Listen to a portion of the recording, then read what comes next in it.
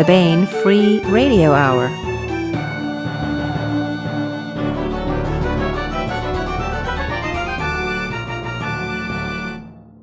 Welcome to the Baen Free Radio Hour. It's a pleasure to have you along. I am Baen Associate Editor and your podcast host, David Afsharirad. Today, we bring you Griffin Barber's discussion with Sharon Lee and Steve Miller about their new Liaden Universe novel, Salvage Right. But first, the news.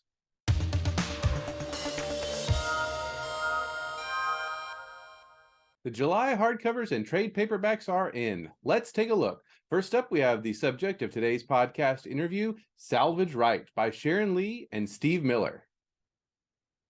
A door never closes, but a window opens. With origins in the old universe, the malevolent, acquisitive intelligence of Tinsori Light sought to infect others with itself and send those agents out into the wide new universe to infect even more. For centuries, two heroes stood between Tinsori Light and the vulnerable universe, light keepers Jin Sin yos'Phelium and Lorith of the Sanderat. Just when it seemed that they, merely human, must fail, Tinsori Light, enfeebled by age systems, succumbed to the stress of a unique spatial event and died, leaving the station a shell. Luckily, the light keepers have backup. Next up, we have Between Princesses and Other Jobs by DJ Butler. They want to rescue damsels in distress. They have to pay the bills. Indrajit is a poet from a dying race looking for his successor. Fix is a failed monk pining for his lost love. They're swordsmen and thinkers, heroes in their hearts and in their deeds. They also recover stolen documents, unravel financial fraud, escort shipwrecked diplomats, and hunt in the ruins beneath the city for missing academics. Meanwhile, the criminals they investigate, rival jobbers, sorcerers, spies, assassins, and other mysterious parties get more and more reason to want them dead. And finally, a reissue of John Ringo's Live Free or Die. Since the opening of a gate to other worlds in our solar system, Earth has become the personal fiefdom of the Horvath. There's no way to win, and Earth's governments have accepted the status quo.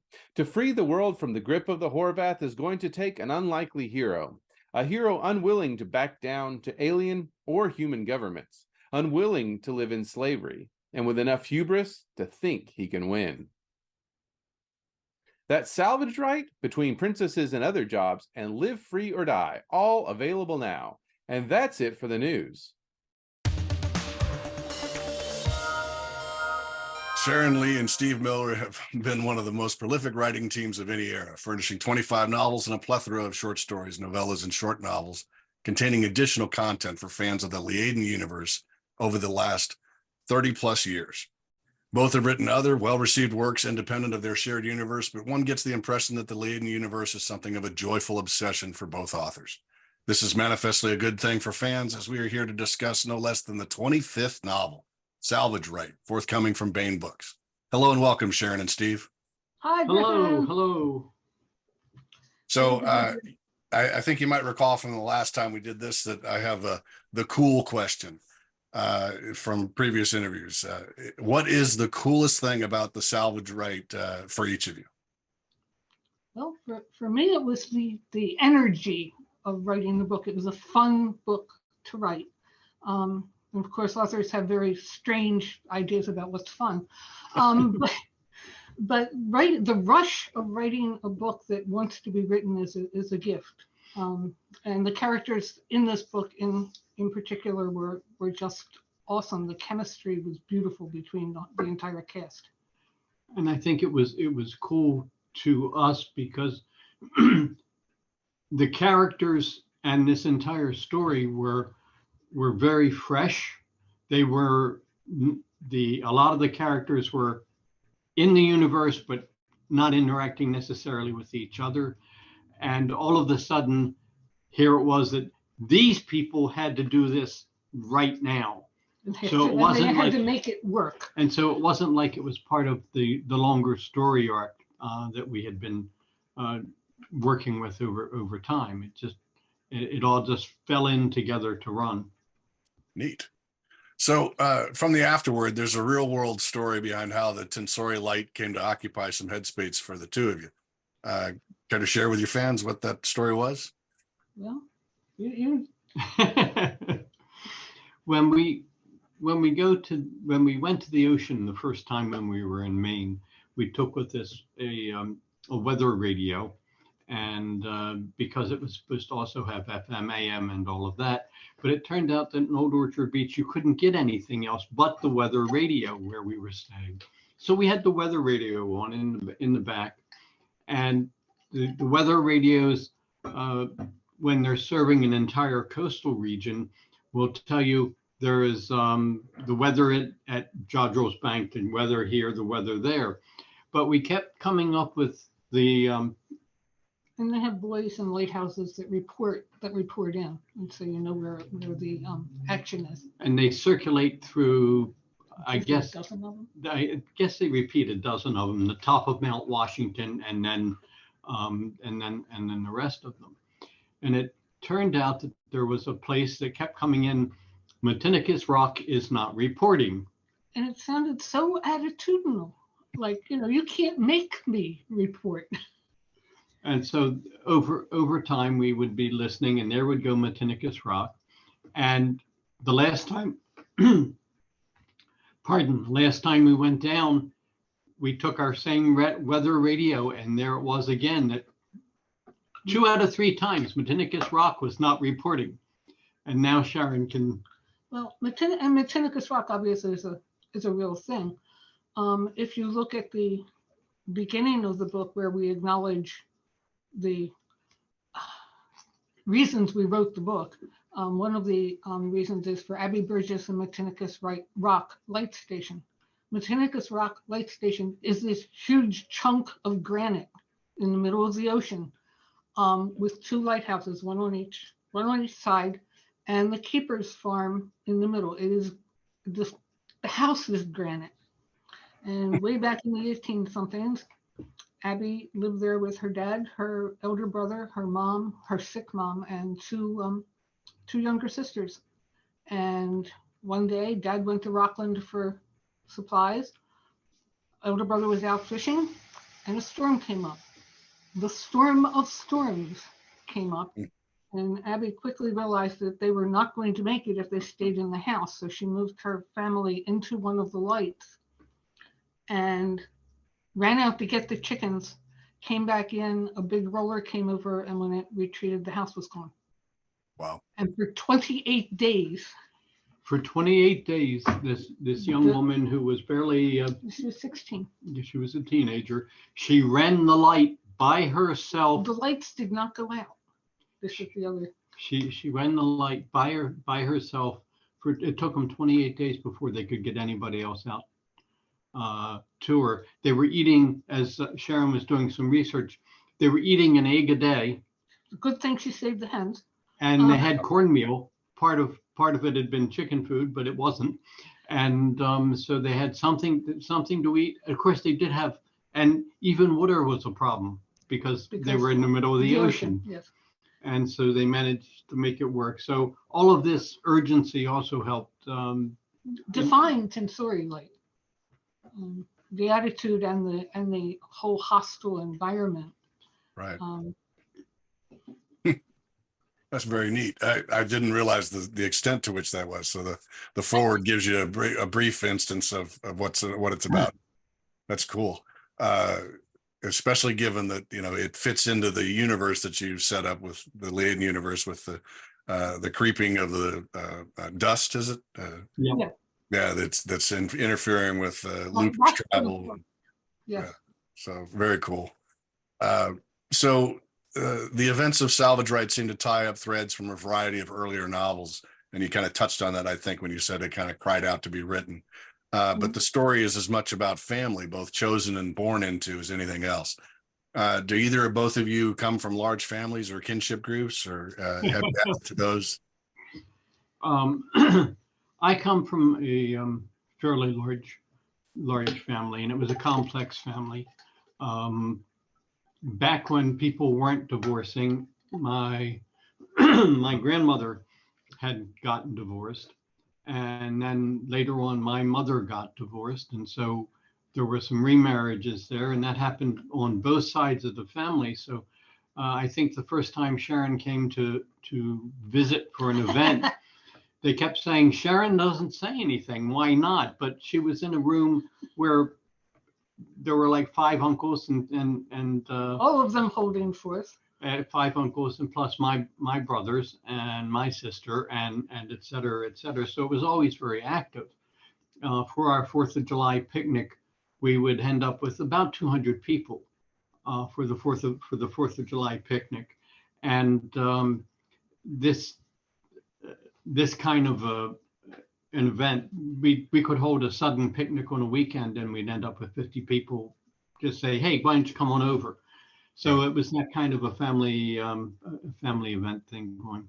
Yeah. I had always wanted to know what it would be like to be in a family that worked, which is not to say that everybody agrees with everybody else, but everyone understands each other and knows where they're coming from and respects where they're coming from, what their strengths are and what their weaknesses are, so we can help each other.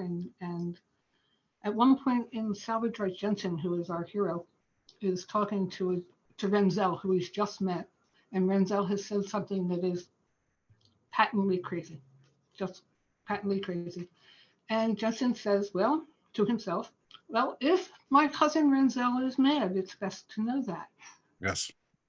And moves on. So let's see, where his funny parts are, and we'll work around it.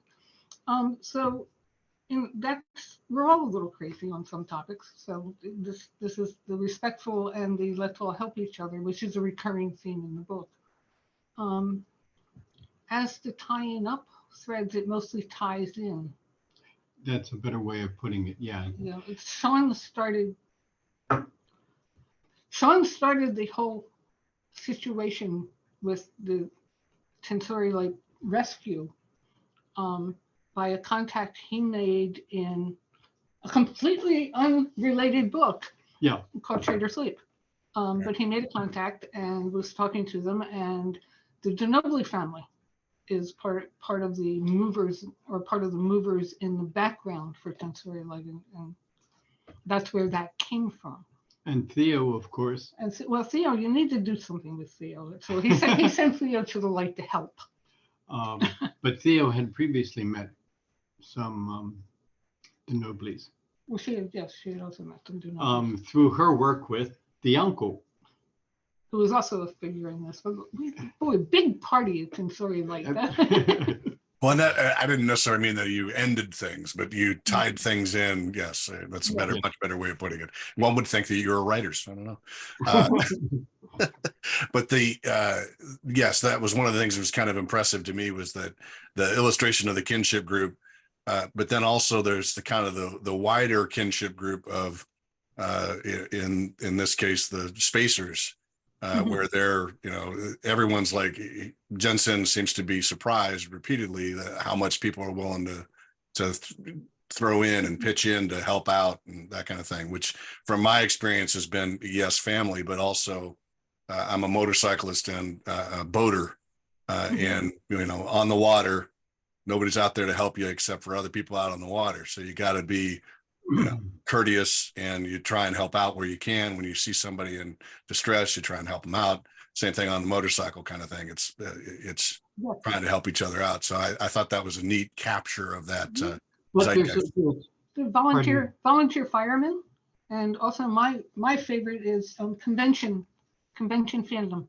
Yeah. I mean, if something goes wrong, everybody has anyone here ever worked on a convention before? We need help now. Yeah, and we've seen that.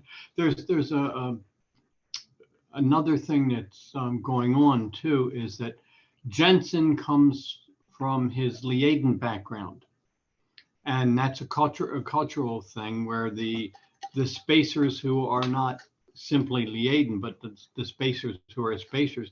He comes from a period. I can't give away too much, but he comes from a particular period of Liaden history, where the Liadens don't simply run out and help each other. Then at that point, the Liadens, the clan wars were going on. The clan wars were going on, and you hung with your clan, or you were Or your very team. cautious, Yeah. or your team, yes, because he was a member of a scout team. But otherwise, you did not do that kind of reaching out. If somebody was having problems, they were having problems. If they asked for help, you might, but it wasn't simply a voluntary thing. It was an entirely different kind of a culture. And to be fair, Jensen has not had a very good 200 years. No, he definitely hasn't.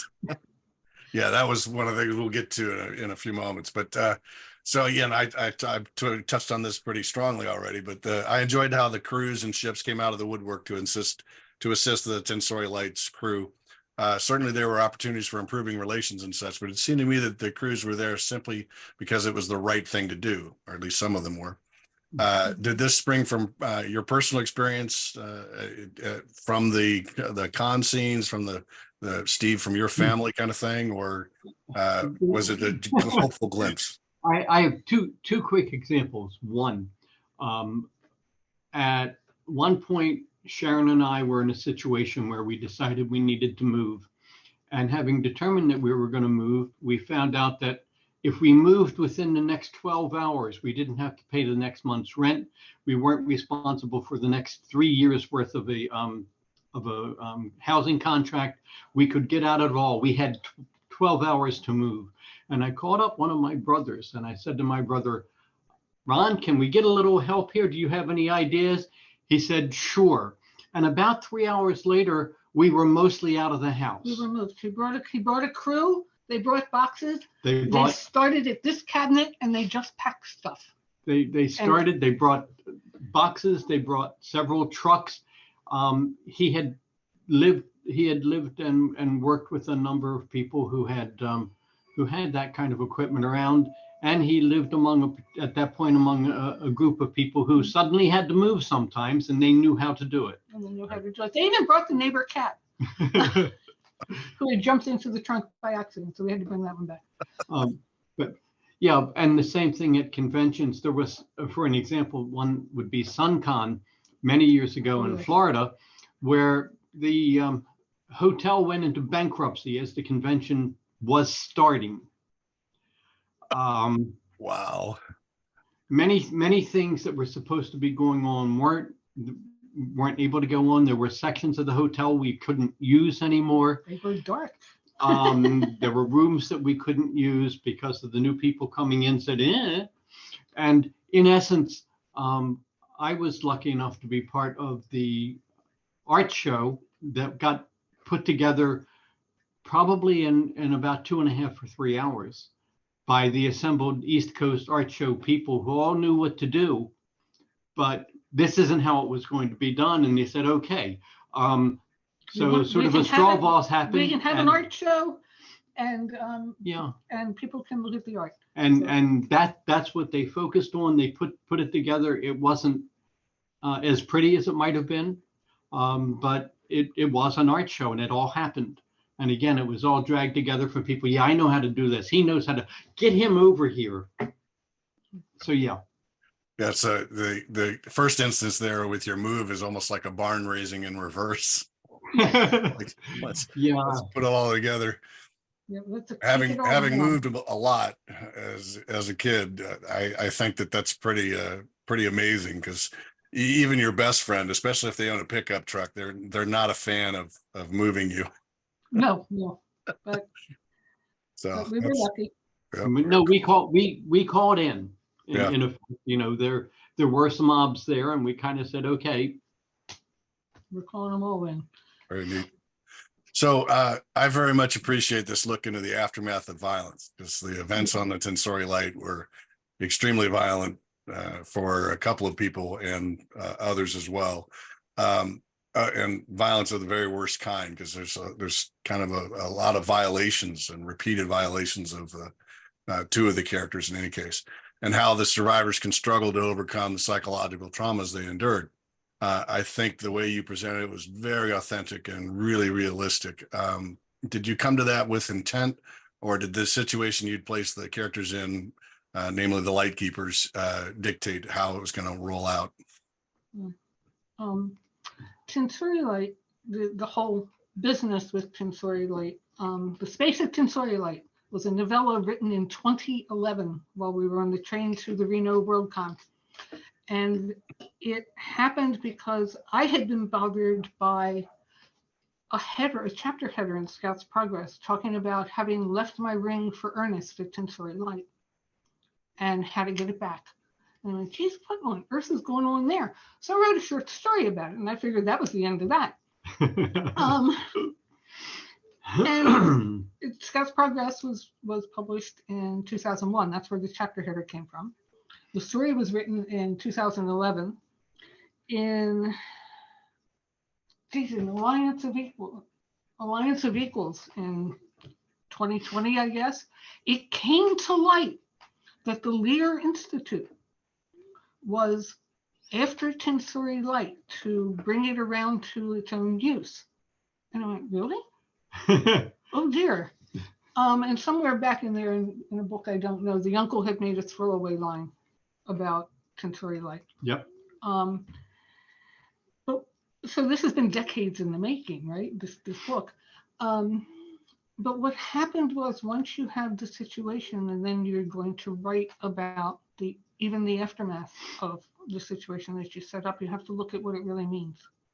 Right. What did it mean that these things were able to happen, not once, but over and over again, and that the Light Keepers could persevere in the face of this really terrible situation, gives you some idea of what human beings are actually capable of, and the role that being able to hope really gives you strength.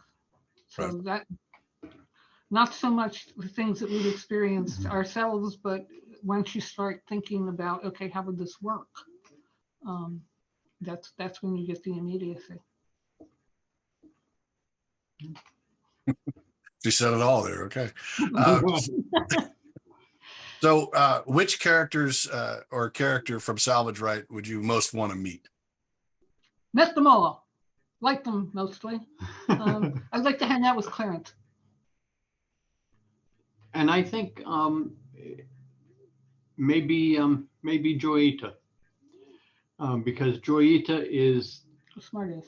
He's a smartass. He's a wiseacre. He's a and you can hardly get more self-made than Joyita. In a lot of ways. Started off as a stupid little almost literally a stupid little program on the side that people kept saying, oh, here, you can do this too. Here, you can do this too. Here, you can do this too. And grew into a functioning person. And that's a hard one. Yeah. So Okay. Joyita. My personal would be, I think, is probably Katie. Okay. Okay. I can see that. It was neat to see that development was very cool, and it's not to give anything away. It's very cool. So which character do you want to avoid like the plague, and why? Oh, Director Formine, bad woman. Don't want to have anything to do with her. And we've had people ask us before the question of who would you like to go to lunch with, who would you want to go to dinner with, or that kind of thing. Right. And we've tried to explain from time to time that our what people think of as the lead characters in the entire thing, Valcon and Miri. I really don't want to be where Valcon and Miri are, because something big will happen. The chance of something happening seems to be right there. This is why we had Theo being called a nexus of violence. So probably I probably really wouldn't want to meet the uncle.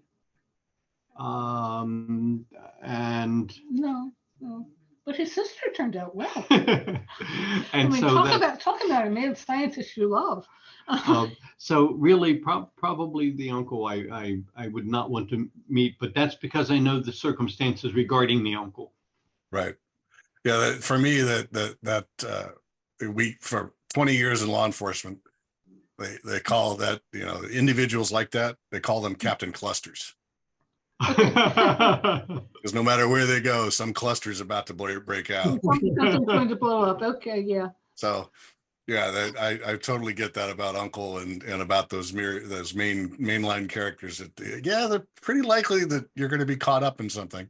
So unless you're ready to go on an adventure, it's probably not the best idea. So which character would you want as an ally? Well, it depends on what kind of trouble I'm in. Just for general mayhem, I guess Theo. I was going to say Theo is pretty close. Yeah, Theo and through Theo, of course, Pashimo these days. Well, but the only reason that Theo doesn't totally shake the universe to pieces is because she has a competent crew who are willing to say to her, "No, don't do that." One of the things that's ongoing in the entire series, when you're dealing with Corval, is the question of, well, what would you do? And the response from a child who is 8 years old to somebody who is 79, I do something. Something would have to be done. Yes, somebody has to do something. Oh, I guess I'm somebody. It's the case of if this happens, what will you do? I'll do something, and it's. But this book has many people with many very strange professions. I mean, we have Signor Vioni, who is a researcher. That's what Right. she should be called. And an expert in system architecture and other weird and arcane machines. We have Talia Jones, who has the very strange profession of mentoring AIs. And since AIs had previously been illegal, his profession is mentoring people who don't exist. Right. So that they can be better people. And he has a reputation as being the best of it. Right. Although they're so. Hasenthal is good to have in a fight. Yeah, that's true. So no, it's an interesting question, but it really does depend on what do I need. Yeah, for me, it's Tali. Is it okay? Because I like the fact that even while he's busy or has his own personal concerns, he's helping everybody else. He's an interesting character. They're all for me that's well, they are certainly, but for me that's very important. Mm-hmm. Often the best way to help yourself is to help others while you're working through it, right? Yes. And so he has this enormous existential threat to himself and to his life, and yet he's still, he literally turns away from whatever it is he's doing to help somebody else. Mm-hmm. Remarkable for me. So penultimate question for us today. What, aside from the entertainment value, do you hope readers will carry with them long after reading Salvage Right? Hope is precious, and we do better when we help each other. That's kind of the way it works, and it's help. We've had so much help in getting our books together, and as I said, being able called one person up and said, "Get us out of here." We got out of there. Right. We were at a convention at one point where Sharon was being bothered by somebody, and we let it know that Sharon is being bothered by this person. And for the entire rest of the convention, there was a crew of people who ran interference. Ran interference and made sure that that person didn't come anywhere near, and there was no problem. So those kind of things. The getting help where you need it, and sometimes you have giving help, and you also sometimes need to remember to ask. Right.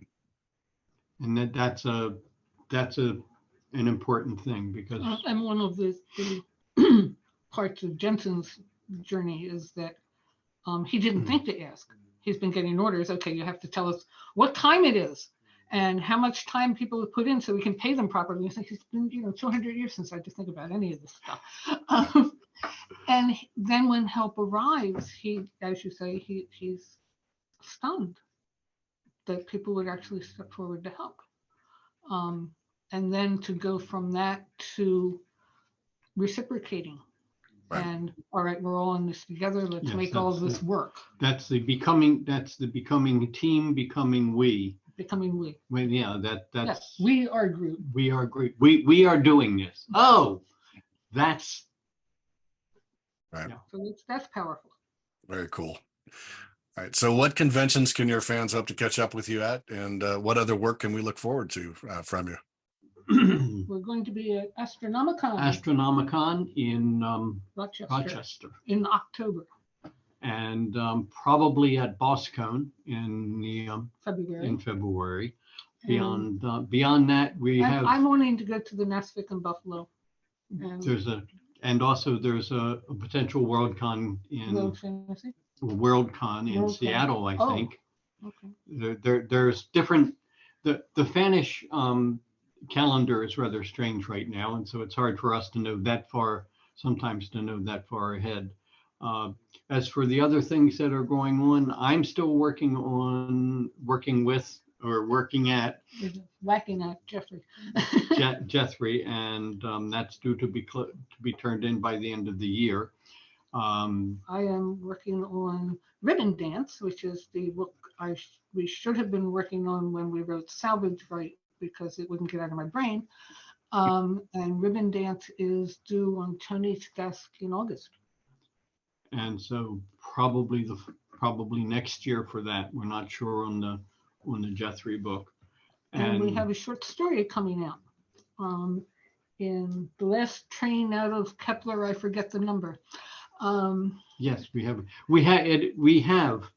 a Liaden Universe Western. Oh, great.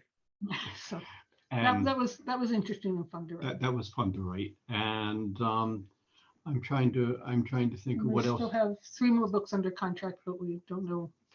They're not scheduled yet, obviously. Neat. Well, I hope your fans will be able to find you. I hope you had a good time today with us on the Baen Free Radio Hour. We did. And we'll see you on the next one, hopefully, that comes out. Okay, thank you very much. Have a good one. You too. This has been the Baen Free Radio Hour with Griffin Barber, Sharon Lee, and Steve Miller discussing Salvage Right.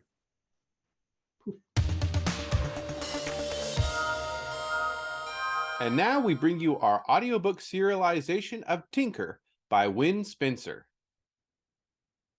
Inventor girl genius Tinker lives in a near-future Pittsburgh, which now exists mostly in the land of the elves. She runs her salvage business, pays her taxes, and tries to keep the local ambient level of magic down with gadgets of her own design.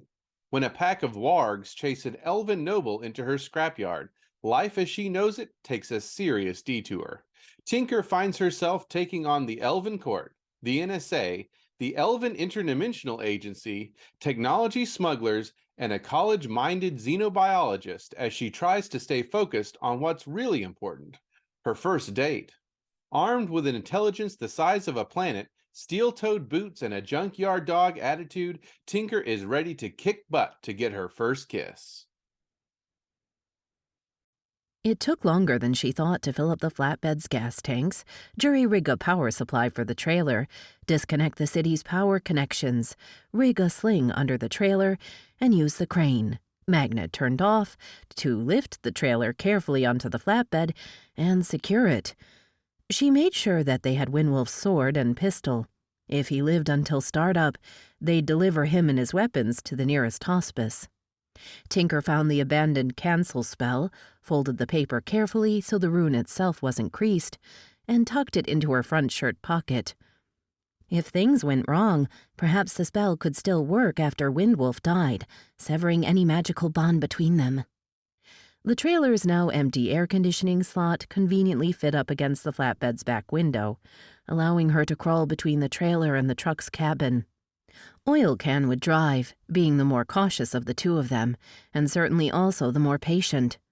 Tinker made sure everything was green with Oil Can, then slithered through the hole to ride beside Windwolf. "What is happening?" Windwolf peered through slit eyes, his voice paper-thin. "We're moving the trailer to someone that can help you." "The house is moving?" "Yes." He closed his eyes and exhaled a very slight laugh. And you humans used to think of us as gods. The Allegheny Observatory sat high on a hill, deep in an old city park. A steep and twisty road wound up to it. In the winter, the road made an excellent bobsled course. In the middle of the rainy night, in a teetering trailer, with a dying elf, it was nightmarish. The rim, however, cut through on the other side of the park, taking out one vital bridge to a saner route. At the turn of the millennium, the district of Observatory Hill had apparently been struggling. The gate effect and the loss of the bridge had killed it completely.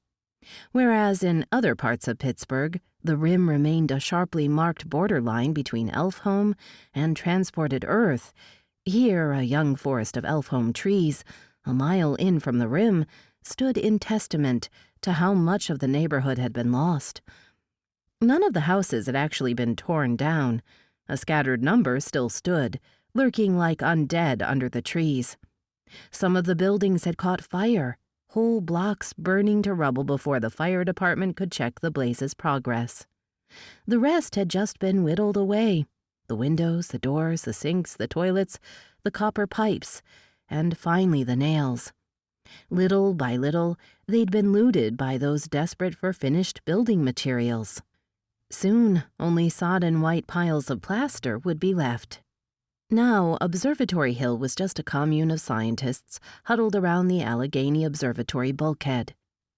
100 years ago, the area had been moneyed, and stately Victorian homes remained, refurbished to act as dorms for the transient scientists. Mean age hovered at 27. Postdoctorate, but still under the authority of older, well-established scientists on Earth. Every 30 days, the population changed. Because of the observatory, lights were low, but always on. The astronomers studied the parallel star system during the night. Xenobiologists studied the alien life during the day. They shared resources of backup generators, kitchen facilities, cooking and cleaning staff, and computers. Lane Skansky's home sat near but apart from the dorms. A pristine white fence guarded a lush garden of roses, hosta, leleafrin, and tulilium. Lane called the garden her consolation prize for giving up a life in space after being crippled in a near-fatal shuttle accident. Oil Can pulled the flatbed to a stop, headlights aimed at the front door of Lane's grand Victorian home, and called back, "Tink, we're here."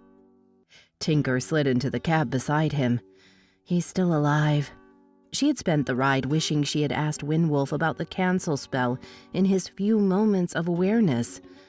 There seemed no polite way to say, "What does this do? Do you mind if I cast this on you before you die?" to a man mauled while protecting you. She had kept her silence. Besides, there was still hope. "I'll go see if Lane's home." "It's 4 in the morning, Tink." "Well, if she's in town, she's here then." That was another installment in Wen Spencer's Tinker, and that's it for the podcast. Thanks as always to Audible.com and podcast theme composer Ruth Judkowitz. Praise, thanks, and gratitude to Sharon Lee and Steve Miller, and good night, Tony Daniel, wherever you are. This is David Afsharirad coming to you from a soundproof bunker somewhere deep in the heart of Texas. Join us here next week at the hammering heart of science fiction and fantasy, and keep reaching for the stars.